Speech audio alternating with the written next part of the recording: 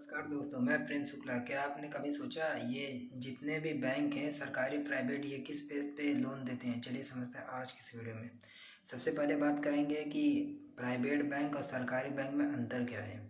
Private bank हम उसे कहते हैं जो जैसे किसी इन्वेस्टर का बैंक है। जैसे प्राइवेट बैंक हम लोगों को लोन नहीं दे सकती, आमतौर पर किसान को प्राइवेट लोन नहीं देती।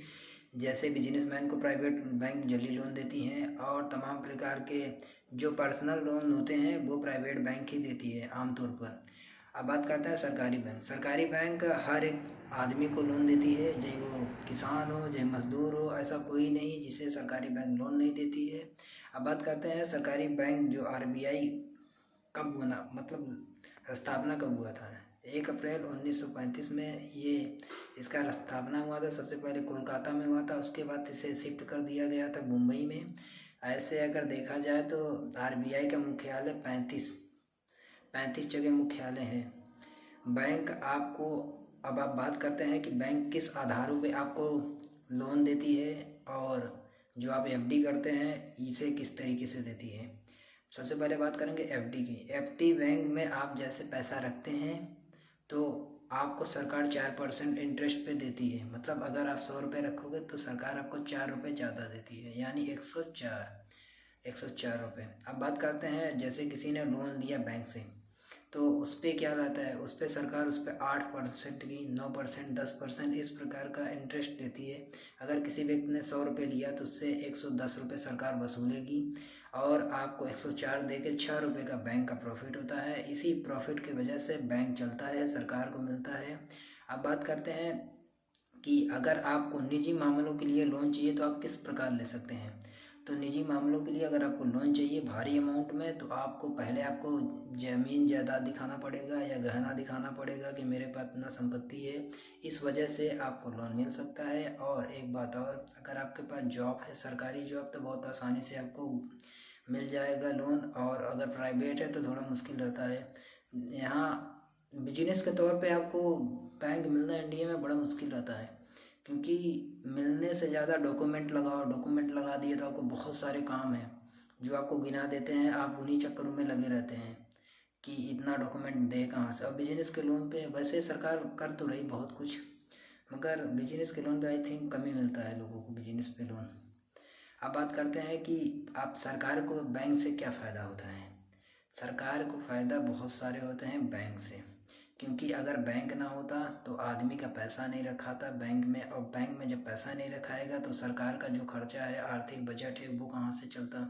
और एक दौर और है, इसे कहते हैं दैनिक जागरण। यानी अगर बैंक ना होता तो आदमी के जो खजाने हैं, बहुत ज़्यादा मात्रा में पैसे हैं, घर में आदमी की लूटपाट होता। पहली बात तो सुरक्षा के लिए बैंक में पैसे रखते हैं। दूसरी बात, सरकार नियंत्रण कर सके हर आदमी के ऊपर किसके बैंक में कितने अमाउंट है। आप जो यूपीआई फ़ोन पे आप जो चलाते हैं, हर एक डिटेल सरकार के पास है कि व्यक्ति ने कितना ट्रांजैक्शन किया है, कितना पैसा आया है, कितना गया है। ऐसा कोई व्यक्ति नहीं जिस पे सरकार नज़र नहीं रख रही है। हर एक, अगर आदमी को लग रहा है सरकार डिजिटल तरीके से आपको बहुत सुविधाएं दे रही है, तो आपको सुविधाएं में आपके ऊपर सरकार नज़र भी रख रहा है। मगर पहले नहीं था। आप जो सोचते हैं 2 सेकंड के अंदर यूपीआई से पेमेंट करते हैं, या गूगल पे आप चलाते हैं 2 सेकंड के अंदर पेमेंट हो जाता है, या किसी से आप पेमेंट ले लेते हैं। ना बैंक की लाइन के चक्कर, ना फॉर्म भरना, ना चेक फाड़ना, सिर्फ एक झटके में ही इधर से उधर पैसे हो जाते हैं। आपने कभी सोचा इसके पीछे का कितना मेहनत होगा? बहुत लोगों का मेहनत है। इसी को सरकार देखते हुए लाइन की झंझट खत्म कर दे। अब आपको देखना बहुत कम ही लोगों को लाइन में जाते होंगे। भरी अमाउंट, आपको जितना भी अमाउंट क्लियर करना आप फ़ोन से कर सकते हैं सरकार की नज़र में। और इससे यहाँ तक कि काला धन, सरकार कहती है कि इससे हम काले धन पे नज़र रखते हैं, मगर इससे आप काले धन पे थोड़ी ना नज़र रख सकते हो। अगर किसी को बहुत ज़्यादा है, किसी को पैसा रखना है, तो बैंक में नहीं रखेगा, वह सूझ बैंक में रखेगा। एक से बढ़ के एक। या तो अपने घर में बहुत लोग देखे होंगे, आपने भी सुने होंगे कि बहुत लोग पानियों की टंकी में पैसे भर के रखते हैं, ज़मीन के नीचे पैसा गाड़ के रखते हैं। क्या कारण है? क्योंकि उनके पास बहुत ज़्यादा ब्लैक मनी है। अब बात करते हैं ब्लैक मनी होता क्या है। अब कुछ लोग सोच रहे हो काला पैसा। काला पैसा नहीं होता भाई। जो पैसा आप टैक्स नहीं देते सरकार को, उसको ब्लैक मनी कहती है। आप इसे 2 प्रकार से बचा सकते हैं। या तो आप सरकार को टैक्स ना दो, तब ब्लैक मनी कहलाएगी। अगर आपको ब्लैक सरकार को टैक्स नहीं देना है तो आपको किसी आश्रम को अफोर्ड करना पड़ेगा, यानी आप किसी आश्रम में आपको दान देना पड़ेगा। चलो मान के चलते हैं आपने 10 करोड़ का प्रॉफिट हुआ तो आप एक 5 करोड़ तक आप किसी मतलब आश्रम में आप दान कर दोगे तो वो पैसा आप कभी टैक्स नहीं दे सकते। अगर आप 5-10 आपको एग्जाम्पल सरल भाषा में समझाता हूँ, अगर आपने 20 लाख की मुनाफा हुई आपको, अगर आप 5 से 6 लाख रुपए किसी अनाथ आश्रम में दे देते हैं तो सरकार आपसे GST या टैक्स नहीं लेगी, क्योंकि रीज़न ये है कि आश्रम में पैसे बहुत कम हैं, लोगों को आप इलाज के लिए दे रहे हैं, उनकी सेवाओं में दे रहे हैं, इस वजह से सरकार आपसे टैक्स नहीं लेती है।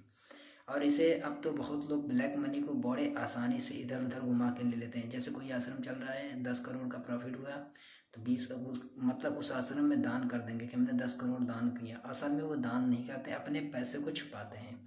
जैसे किसी आश्रम को उन्होंने दिया और वहाँ से कह दिया कि आपको 10 लाख देंगे, आप मैं 10 करोड़ को इधर से घुमा के हमें दे देना। मतलब समझे नहीं, उन्हीं पैसों को जिसने दिया है 10 करोड़ वो देगा किसी आश्रम में, और आश्रम वाला क्या करेगा, 10 लाख अपने पास रख के बाकी उसका पैसा 9,90,00,000 रिटर्न कर देगा।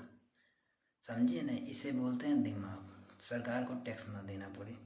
अब बात करते हैं वाइट मनी क्या होता है। वाइट मनी हम उसको बोलते हैं जो आप टैक्स देते हैं, आपके पास बचते हैं लग्जूरियस लाइफ जीने के लिए, उसे वाइट मनी कहती है। अब कुछ लोग बात करेंगे हम सरकार को टैक्स क्यों दें, आखिर रीजन क्या है। अगर आप टैक्स सरकार को नहीं दोगे तो ये जो आप देख रहे हैं रोड नहीं बन पाएगा, देश में विकास नहीं हो पाएंगे। ऐसे एक नहीं बहुत सारे काम हैं जो सरकार सिर्फ आप ही के बदौलत काम करती है। सरकार वोट भी जीतती है, चीज़ें बहुत कुछ करती है, उसका मेन मुख्य कारण यही है। अगर आप टैक्स नहीं दोगे, जितने इन्वेस्टर हैं अगर वो टैक्स देना बंद कर दें तो भारत की आर्थिक बजट पे ही प्रभाव पड़ेगा, और यहाँ तक कि बहुत सारे काम बिगड़ जाएंगे। जैसे मेरे आर्मी वो कम हो जाएगी, सेनाओं को सैलरी कहाँ से देंगे, बैंक को सैलरी कहाँ से देंगे, ट्रांसपोर्ट यात्रा बंद हो जाएगी। अभी देख रहे हो कि सरकार ने इंडिगो के बारे में थोड़ा सा वो लगा दिया था कि आराम कर ले वहाँ के पायलट लोग, तो वो अपने पे आ गया था। ऐसे बहुत सारी चीज़ें हैं। अगर आप पैसे नहीं दोगे, टैक्स नहीं दोगे, टैक्स हर किसी को